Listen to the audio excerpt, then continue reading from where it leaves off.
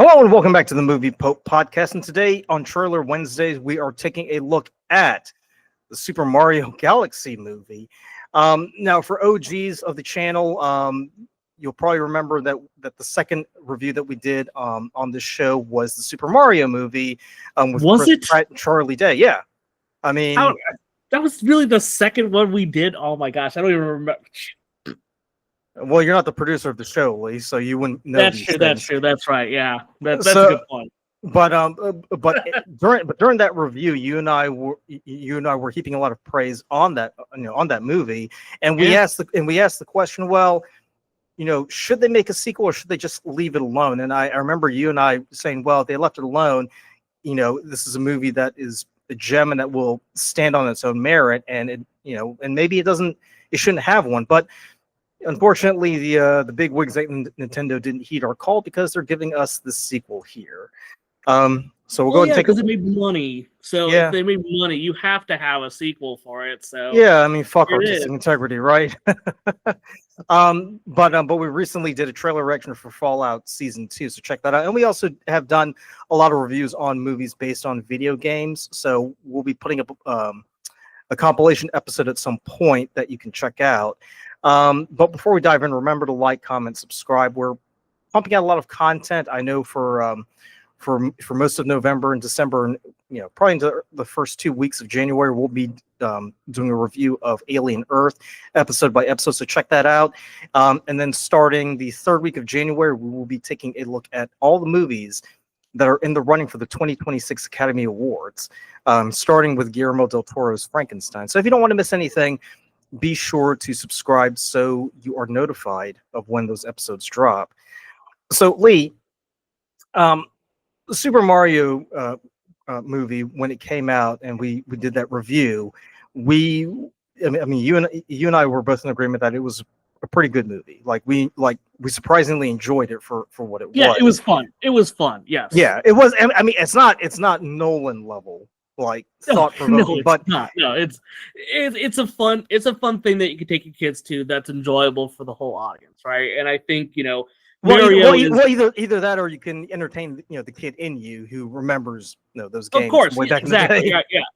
Yeah, because it's Mario, right? Everyone people play Mario back in the day, right? And people still play Mario now. But certainly it's a really big IP, so I think that's going to get people's interest in it. And I think, they did a good job for what it is, right? I mean, it's not like the original Super Mario has any type of grand, compelling story or something, but they, brought in a lot of cool elements. You have some good visuals, you have some humor, and voila, you have a movie that's ready for mass appeal. And that's what they did with the first one. I'd imagine the second one's going to follow very similar soon. And they brought back most of the cast too. So we've got Chris Pratt playing the titular character, and we got Charlie Day playing Luigi, and Anya Taylor-Joy playing Princess Peach. Well, we did see that in the credits that Brie Larson is also on the voice cast as well. Oh, and I forgot Jack Black is doing Bowser. Yeah, don't forget Keegan-Michael Key's Toad. So yep, that's right.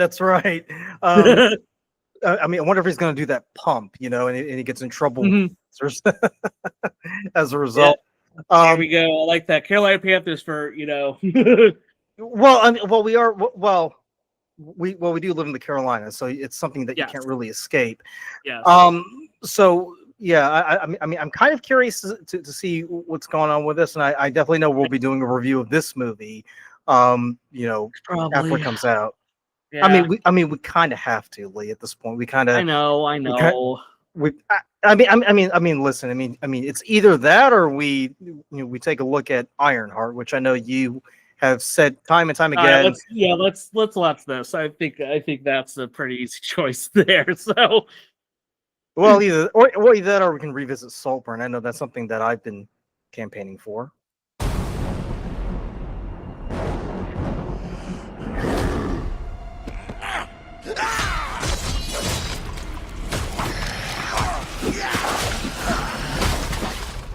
I just like how Jack Black, even when he's not talking, his stuff that he does, you can tell it's Jack Black. You hear he's very energetic, yeah. Yes. Hey, big guy! You wanted to see us? Don't move. I'll be right up. Wait, is that what happened in the first one?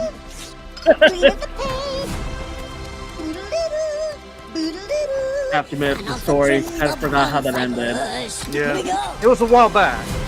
Yes, it was. Hey, Luigi! What's up, Mario? Behold! I made a masterpiece for Princess Peach. What do you think? Love the colors. It's trash. How dare you look at my masterpiece and say that? I'll burn the skin off your bones. Wow. Sorry about that. That's the old Bowser talking. Still working through my demons, I suppose. Anyway, I need my 8 hours or else I really turn into a monster.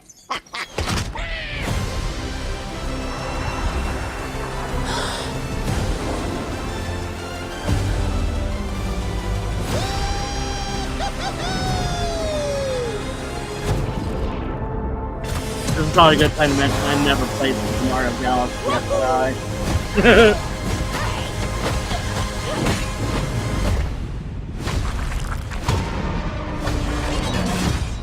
I'm Bowser Jr. and Bowser I'm gonna Jr. be taking my father now.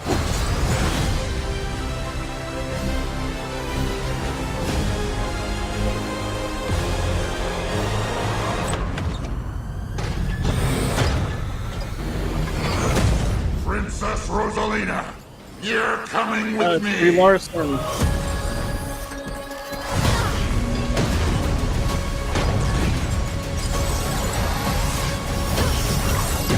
Yeah, it looks like Rosalina kicks the ass.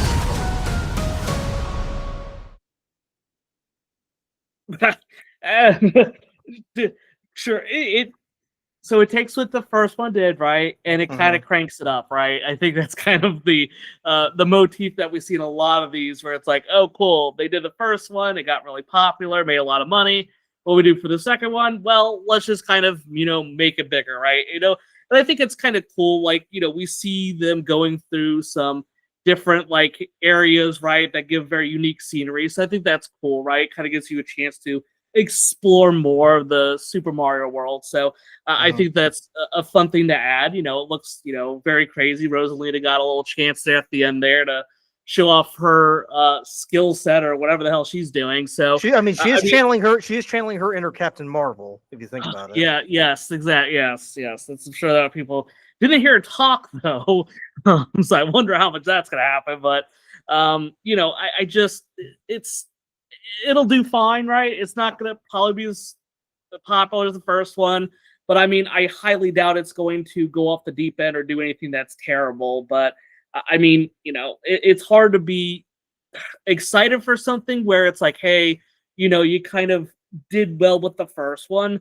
I don't know how much people were like, oh god, I just really need to see more of these characters, right? And yeah, you're introducing some new characters, but it just feels very formulaic as far as what we've seen before when they do stuff like this.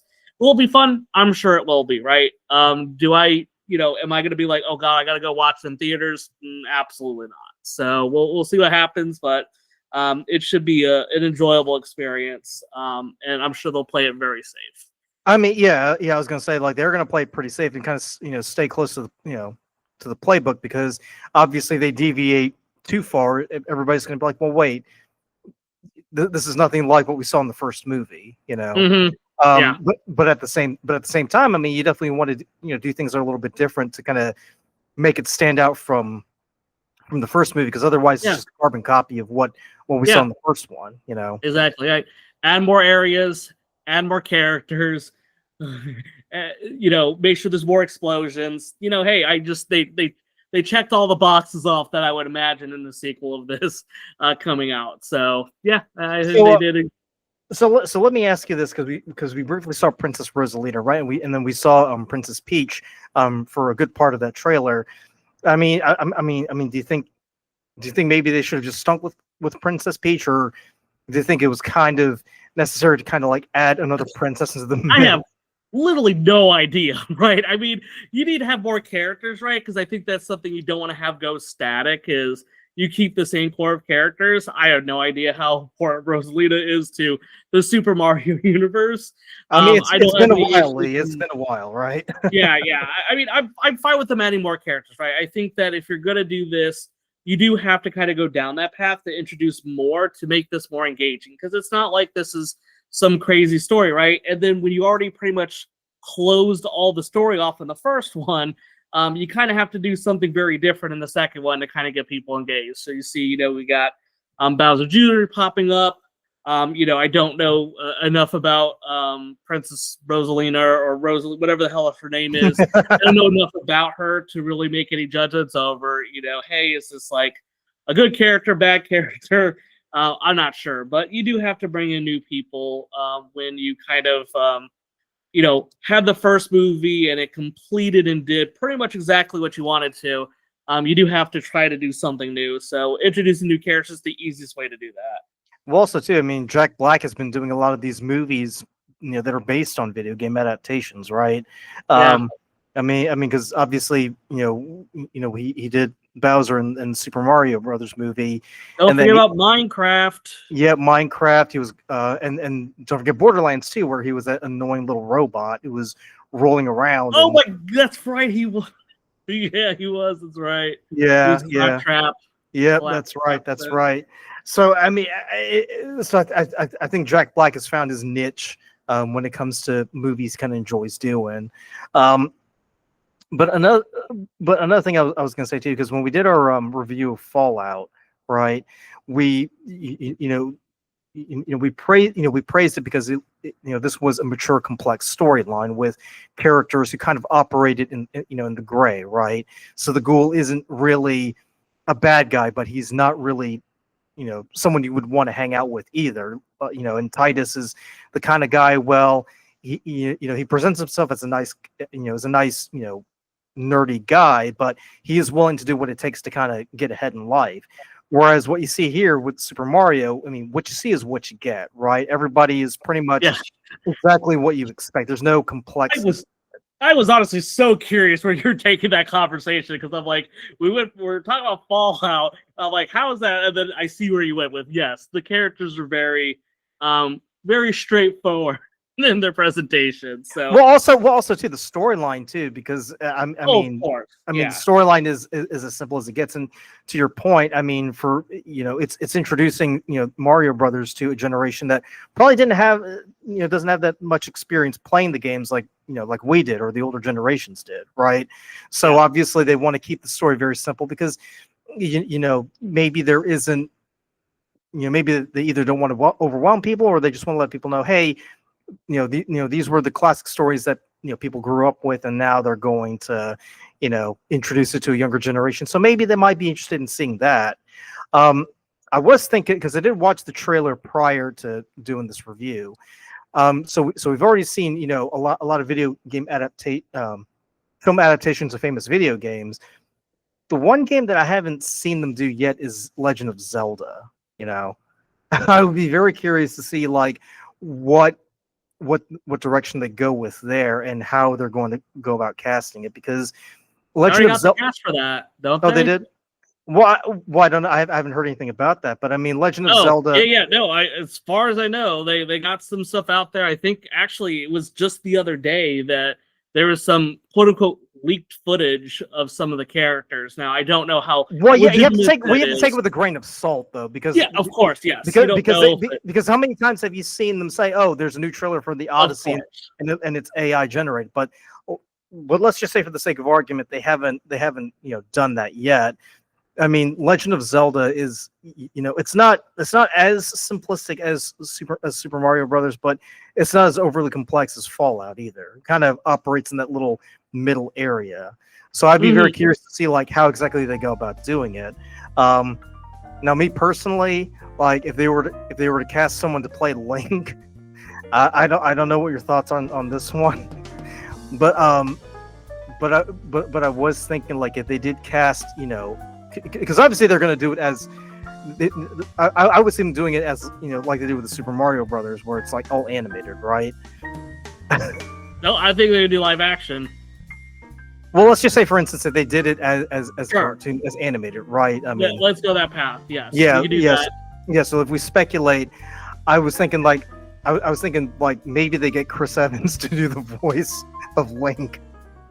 Now I don't know what your thoughts are on this one, but I'm like, it would make sense for them to have him do the voice of Link if they decide to go the route of making a major studio production of Legend of Zelda. Because I kind of imagine him having that voice when whenever I watch the gameplay for it. It's like I could see him doing the voice of Link and bringing that complexity to it. The same that he did when he played Captain America in the Avengers films. But that's just me speculating here. I'll let that stew in your head right there. But yeah, let's know down in the comments below what your thoughts are. I mean, listen, for the next 8 weeks, Lee, you've got nothing to do, so you might as well do That's not something. true. I saw Frankenstein. I'm watching that one battle after another. I'm doing stuff, okay? Well, we're not reviewing anything for 8 weeks. Yeah. So. Yet. Well, I mean, unless you text me at like 2:00 in the morning saying, "Hey, we need to do a review of this movie right now." I'm not planning on doing any reviews until probably December 20th or 26th. Sure. But yeah, let us know down in the comments below what your thoughts are. Are you excited for the Super Mario Galaxy movie? Do you think it's going to hold a candle to the first movie? And also, let me know if you think Chris Evans would be a great voice for Link if they ever did an adaptation of Legend of Zelda. As always, thanks for tuning in. Enjoy the holidays, and we will catch you on the next review. Take it easy.